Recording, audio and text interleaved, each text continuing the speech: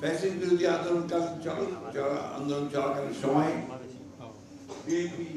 যেহেতু উপলব্ধি করেছিল যে চলমান যে তৎকালীন বিদ্যমান যে রাজনৈতিক ব্যবস্থা, সেই ব্যবস্থায় রাষ্ট্র পরিচালনা জনগণের কোনো উপকার হবে না, সেই কারণে বিএনপি অন্যান্য রাজনৈতিক দলগুলোর সঙ্গে আলোচনা করে সংস্কারের 31 দফা কর্মসূচি জনগণের সামনে তুলে ধরেছে। আপনারা সেই সম্পর্কে সবাই জানেন।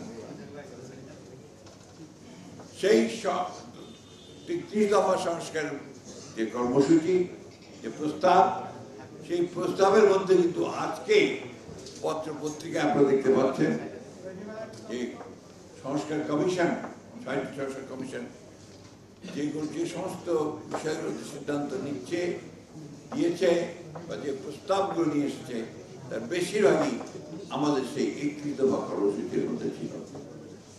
31 দফা কর্মসূচিতে আজকে যারা আয়োজক আছেন, সম্মাননা জোট, তারাও সমর্থন দিয়েছিলেন, সে আন্দোলনে তারা শরীর হয়েছিলেন।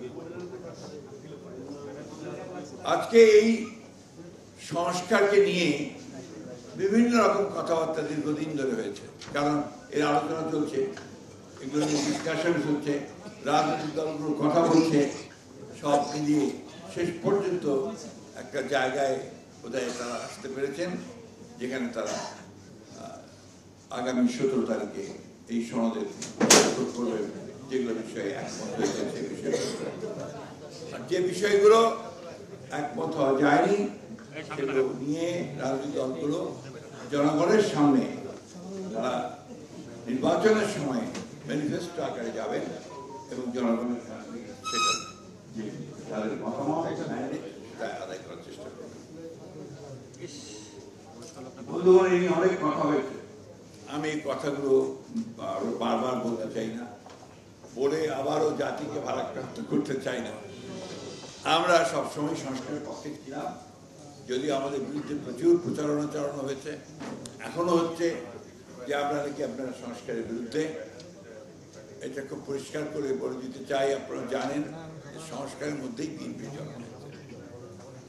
বিএনপির প্রতিষ্ঠাতা শহীদ প্রেসিডেন্ট জিয়া রহমান তিনি একদলীয় শাসন ব্যবস্থা থেকে বহুদলীয় শাসন ব্যবস্থার প্রতিষ্ঠা করে বিএনপির জন্ম দিয়েছিলেন, নিশ্চয়ই মনে আছে আপনাদের। এই যে মিডিয়ার স্বাধীনতা, এটা শহীদ প্রেসিডেন্ট জিয়া রহমানের ওই সময়টা। পরবর্তীকালে প্রেসিডেন্সিয়াল ফর্ম অফ গভর্নমেন্ট থেকে পার্লামেন্টারি ফর্ম অফ গভর্নমেন্ট নিয়ে আসা দেশনেত্রী বেগম খালেদা জিয়া করেছিলেন। এমনকি যে কেয়ারটেকার গভর্নমেন্ট আমরা গ্রহণ করতে চাইনি, সেই কেয়ারটেকার গভর্নমেন্টকে আমরা গ্রহণ করে আলাদা পার্লামেন্টের নির্বাচন করে সেই পার্লামেন্টের সেশনে এক রাত্রিতে আমরা কেয়ারটেকার গভর্নমেন্ট যে বিষয়ের যে আপনার আর্টিকেল, যেটা আপনার সংশোধন, সেই সংশোধনী আমরা সংশোধন পাস করেছি।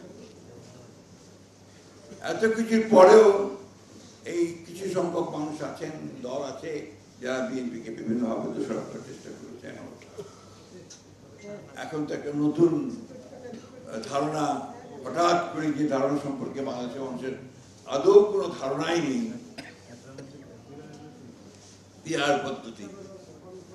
এই হাউসের মধ্যে কয়জন আছেন বলেন তো যে পেয়ার পদ্ধতি বোঝেন? আছেন নাকি? তো সেই পদ্ধতি তারা যদিও সংস্কার কমিশন সেটা নিয়ে আসেনি, সংস্কারের যে যারা দায়িত্বে আছেন তারা নেননি, কয়েকটি রাজনৈতিক দল সেই পদ্ধতি কথা বলছে এবং এটার জন্য তারা আন্দোলন করছে। নিশ্চয়ই আপনারা দেখেছেন যে আন্দোলন করছে। এর লক্ষ্য একটাই, সেই লক্ষ্যটি হচ্ছে যে নির্বাচনকে বিলম্বিত করা, জনগণের ক্ষমতা জনগণের হাতে ফিরিয়ে দেওয়ার যে প্রক্রিয়া, সেই প্রক্রিয়াকে বিলম্বিত করা। পিআর পদ্ধতি এই দেশের মানুষ গ্রহণ করবে না। আমাদের দলের পক্ষ থেকে আমরা স্পষ্ট বলেছি, এখন বলছি জনগণই এই পদ্ধতি গ্রহণ করবে না। চাপিয়ে দেওয়া কোনো কিছু এই দেশের মানুষ গ্রহণ করবে না। একটা কথা খুব স্পষ্ট করে বলতে চাই, আমরা খুব দ্রুত, অর্থাৎ যে কমিটমেন্ট আছে এই সরকারের 26 সালের ফেব্রুয়ারি মাসের মধ্যেই নির্বাচন হবে, আমরা সেটাই দেখতে পাই। জনগণ নির্বাচন দেখতে চায় এবং সেই নির্বাচনের মধ্য দিয়ে গণতান্ত্রিক ব্যবস্থায় ফিরে যেতে চায় এবং গণতন্ত্রের মধ্য দিয়ে জনগণের আশা আকাঙ্ক্ষাগুলো পূরণ করতে চায়। আজকে এই প্রায় কতদিন হচ্ছে, 1 বছর 4 মাস, 13 মাস, 14 মাস হয়েছে। এই 14 মাসে রাতারাতি আলাউদ্দিনের চেরাগের মধ্য দিয়ে বাংলাদেশকে একটা খুব সুন্দর বানিয়ে ফেলবে এই আশা জনগণ করে না এই সরকারের কাছে। কিন্তু প্রক্রিয়াটা শুরুটা চাই যে সেই প্রক্রিয়া শুরু হোক, যে প্রক্রিয়ার মধ্য দিয়ে আমরা একটা নতুন বাংলাদেশ দেখতে পাবো, এই প্রক্রিয়া দেখতে চাই। আপনারা ইতিমধ্যে দেখেছেন যে আমাদের নেতা তারেক রহমান সাহেব, তিনি তার একটা